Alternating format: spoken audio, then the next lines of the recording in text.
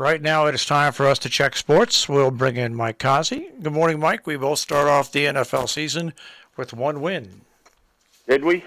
Yep. Brady defeated Dallas. Gronk had 2 touchdown receptions. Close game, though. I think it was like 32-29. I didn't even watch the game, and I know more about it than you. Well, it's because Cowboys took the lead with a minute and a half left. Yeah.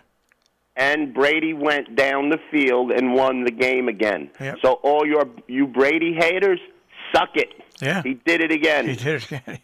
The guy is just simply amazing. That's all. That's all you can say. And I turned it on at the end because after I watched the Yankees debacle and watched Aaron Boone cry on TV, I went to watch the football game to see what was going on. And there was a lot of Dallas fans in Tampa, and they were happy when they scored. They weren't too happy a minute and 20 seconds later. It was beautiful. It was worth me putting on the game to see Brady stick it to him.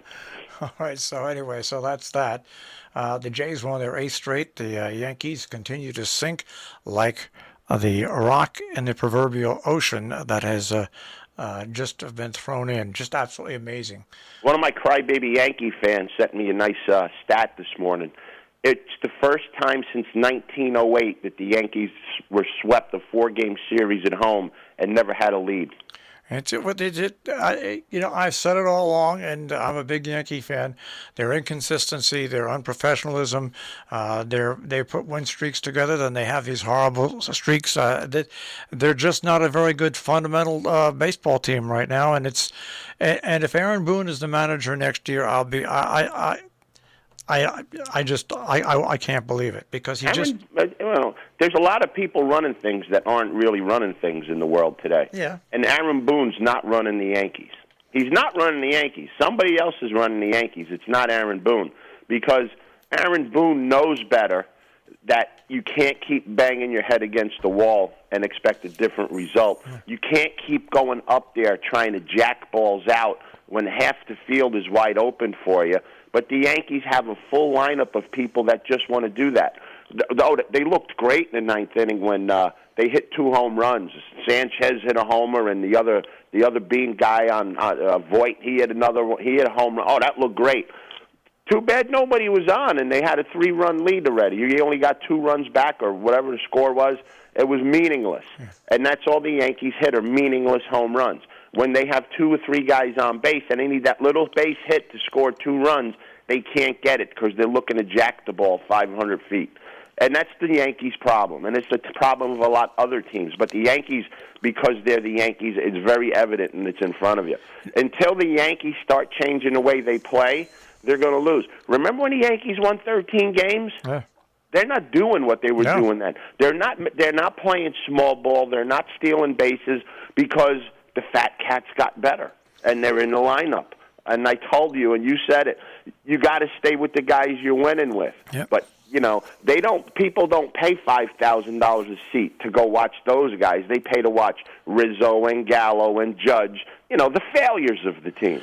Well, That's what the Yankees want, and that's what they get. I have some of my friends who are Yankee fans tell me that I should defend the Yankees more, but you can't defend them this year. I'm sorry, I can't. I've said it all along, and I said it even during their winning streak. I was glad they were won. I'm glad they won 15 games straight, but they've never shown any consistency or true drive or grit of those other Yankee teams that did perform well. And I'm just going to leave it at that. I'm not even going to bother going to talk about it. You can tell your Yankee friends this too. If Lou Gehrig played for the Yankees today, he probably wouldn't be Lou Gehrig on the New York Yankees because they would probably put Wally Pipp in to play again, no matter how good Lou Gehrig performed at first base. It just because nobody gets a chance. You go back to the same old failures that you keep on failing with all the time. Right now the Yankees should go back to those kids that were stealing bases and playing small ball. What else you got to do? Yeah. Well, you got nothing to lose. You just lost 9 out of the last 11. Yeah. You got they can't do worse, can they? No. It's a joke that people think that these people that they went out and got are going to be any different. It's not going to happen. All right, I want to move on because we've got racing, all right? There's some racing you're going to pick this we've got week. A couple races, but they won't take long. Okay, before we get to them, though, we've got to do our football picks. I picked mine. Can I go first? Yeah, that'd be All interesting. I'm doing all year is I'm picking against the Jets, the Giants, and the Dolphins. Okay. So my 3 picks this week are Denver, Carolina, and New England. Denver, Carolina, and New England. That's all I'm doing. I'm picking against those 3 teams because they stink. All right, and my three games this week, I'm going to take the 49ers over the Lions, the Bills over the Steelers, and the Kansas City Chiefs. Okay, you're in. I wrote you down. Those are the 3 that I'm going to pick. And the Mets lost again last night, Yeah, they too. did. Yeah, well, it's the story of New York. All right, so what side of racing do we have? 2 races at Kentucky Downs. There's a lot more than 2, but I'm only going with 2. The 7th race tomorrow is around 4:30 our time. It's a mile on the turf. It's a Grade 3. It's called the Ladies' Turf, and they're running for $750,000. Like I said, I'm going to give you 4 horses in each race because you could play the exacta, the try, whatever you want, and I'll give you a pick in the race as well. In the 7th race, the 2-horse Princess Grace, the 3-horse Abscond, the 5-horse She's on the Warpath, and the 9-horse Dalika. Those are my picks in the race tomorrow. And my top pick is going to be the outside horse, Dalika, trained by Al Stahl. This horse raced once over the Kentucky Downs course. It's an undulating course, unlike any other track in the country, so it's a real horse-for-course place. And Dalika has that win there. Rosario, for the first couple days of the meet with 27 mounts, he has 11 wins, 3 seconds, and 2/3. That's 16 out of 27 of the money. He's riding unconsciously out there. So in the 7th race, 2, 3, 5, 9 is my superfecta, exacta, trifecta box, and a couple win bucks on Dalika. The 8th race, the 6 furlong, the FanDuel Turf Sprint, $1 million on this one. Couple horses we're going to look at here. The 2-horse Fast Boat, the 5 Born Great, the 9 Got Stormy, and the 12 Imprimis. All these horses have run and won at the track. Born Great is 2 for 2 at the track. Fast Boat is the horse that just gets no respect anywhere he goes. This horse has been running real big all year, 3 races this year with 2 wins.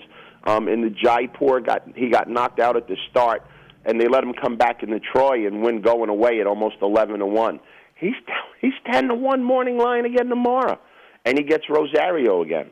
So the 2, 5, 9, 12 is going to be my exacta try super box. I'm going to press the 2-5 ticket with Fast Boat and Born Great a couple extra times, and I'm going to make a win ticket on Fast Boat. So big fields, big money, big payouts. Kentucky Downs is the place to play tomorrow. There's no Belmont. That's closed until next weekend, so there's no California racing. So anticipate big pools at Kentucky Downs tomorrow, and like I said, you're going to get big payouts as well.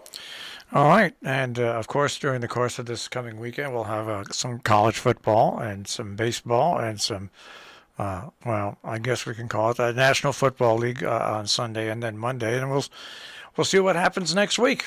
Yeah, I'm looking forward to watching the Yankees crumble again this weekend. They play the Mets this weekend. Can you imagine if the Mets sweep the Yankees? If the Mets sweep the Yankees this weekend, okay, and if George Steinbrenner were manager. Well, if George Steinbrenner was alive now, there'd be people walking out the door. Yeah. There's no doubt about it. So we'll see. We'll see what happens as the weekend progresses. Oh, he'd be going. He'd be going out of his mind. Yeah, really, and rightfully so with the money that's paid. You took the words right out of my mouth.